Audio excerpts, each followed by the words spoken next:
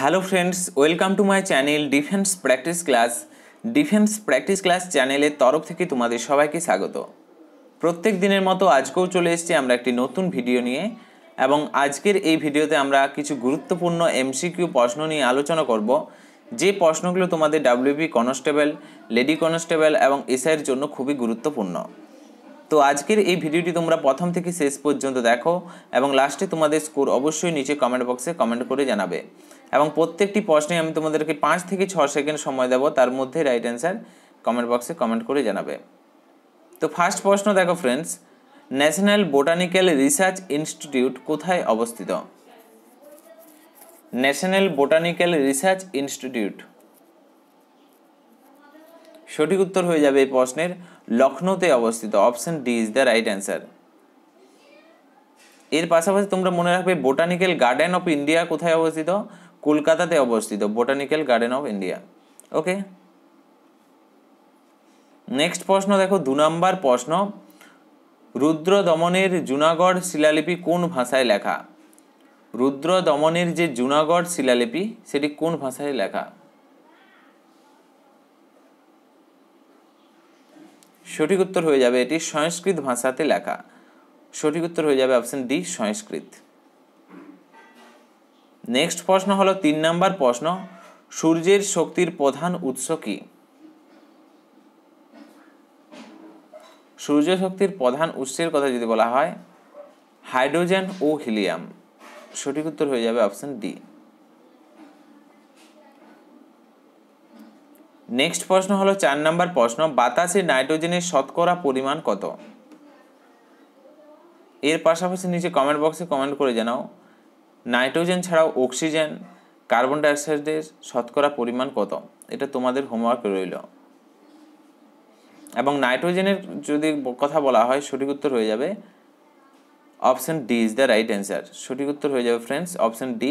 78.09% হচ্ছে নাইট্রোজেনের শতকরা পরিমাণ, এবং সবচেয়ে বেশি পাওয়া যায় বায়ুমণ্ডলে নাইট্রোজেন গ্যাস।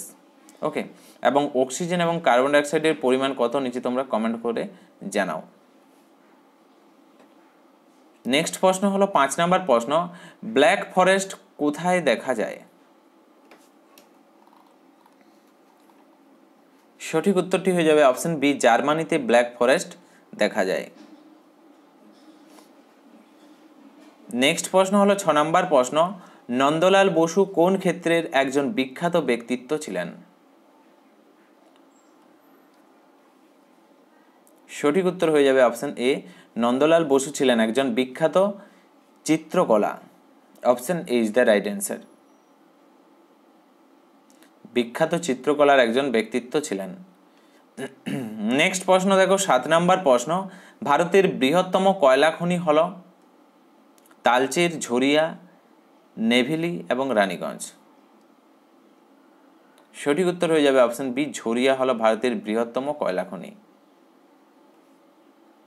নেক্সট প্রশ্ন হলো 8 নম্বর প্রশ্ন, ভারতের পোস্টাল সার্ভিস চালু করেছিল কোন বড়লাট? কোন বড়লাট ভারতের পোস্টাল সার্ভিস চালু করেছিল? সঠিক উত্তর হয়ে যাবে option D, Lord Warren Hastings. Next প্রশ্ন হলো 9 নম্বর প্রশ্ন, কালাহারি মরুভূমিটি কোন দেশে অবস্থিত?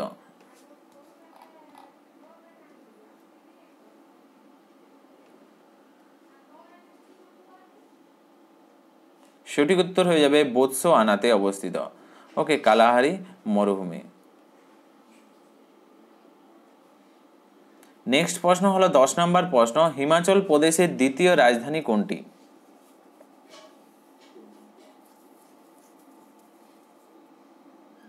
সঠিক উত্তর হয়ে যাবে, একটি হচ্ছে সিমলা আর একটি হচ্ছে Dharamshala. Option B is the right answer.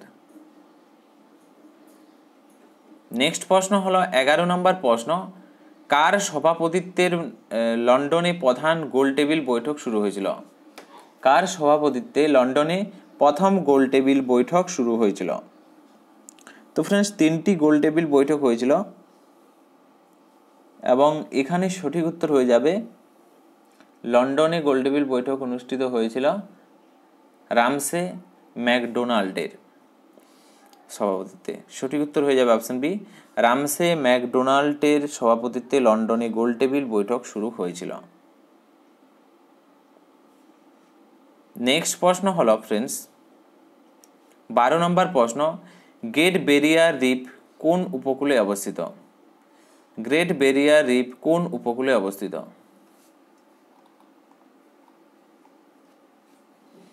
সঠিক উত্তর হয়ে যাবে অপশন সি, পূর্ব অস্ট্রেলিয়াতে অবস্থিত। নেক্সট প্রশ্ন হলো 13 নম্বর প্রশ্ন, দার্শনিকের উল কাকে বলে? সঠিক উত্তরটি হয়ে যাবে প্রশ্নের জিঙ্ক অক্সাইডকে বলা হয় দার্শনিকের উল। সঠিক উত্তর হয়ে যাবে অপশন সি, যার সংকেত হলো ZNO। নেক্সট প্রশ্ন হলো 14 নম্বর প্রশ্ন, মথিকেটান শোলা জাতীয় উদ্যানটি নিম্নলিখিত কোন রাজ্যে অবস্থিত? মথিকেটান শোলা জাতীয় উদ্যানটি নিম্নলিখিত কোন রাজ্যে অবস্থিত? সঠিক উত্তর হয়ে যাবে অপশন এ, কেরালাতে অবস্থিত।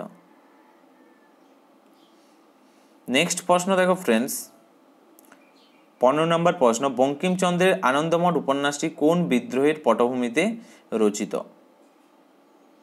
বঙ্কিমচন্দ্র চট্টোপাধ্যায়ের যে আনন্দমঠ উপন্যাসটি রয়েছে কোন বিদ্রোহের পটভূমিতে রচিত?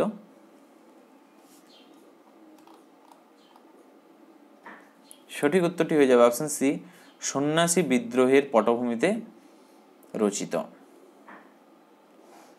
নেক্সট প্রশ্ন হলো 16 নম্বর প্রশ্ন, লোকসভার স্পিকার তার পদত্যাগপত্র কার কাছে জমা দেন? লোকসভার স্পিকার তার পদত্যাগপত্র কার কাছে জমা দেন? সঠিক উত্তর হয়ে যাবে অপশন সি, লোকসভার ডেপুটি স্পিকারের কাছে। নেক্সট প্রশ্ন হলো 17 নম্বর প্রশ্ন, কেলভিন কিসের একক? সঠিক উত্তরটি হয়ে যাবে অপশন সি, তাপমাত্রার একক হলো কেলভিন। নেক্সট প্রশ্ন হলো 18 নম্বর প্রশ্ন, নিম্নের কোন বিষয়ে অসামান্য অবদানের জন্য শান্তিস্বরূপ ভটনাগর পুরস্কার দেওয়া হয়?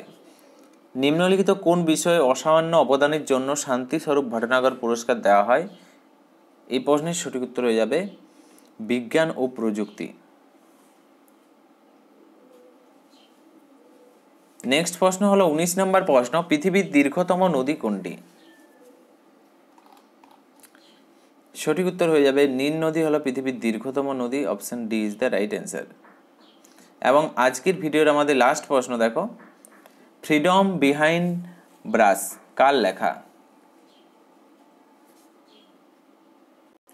এই প্রশ্নের সঠিক উত্তরটি হয়ে যাবে অপশন বি, কিরণ বেদি।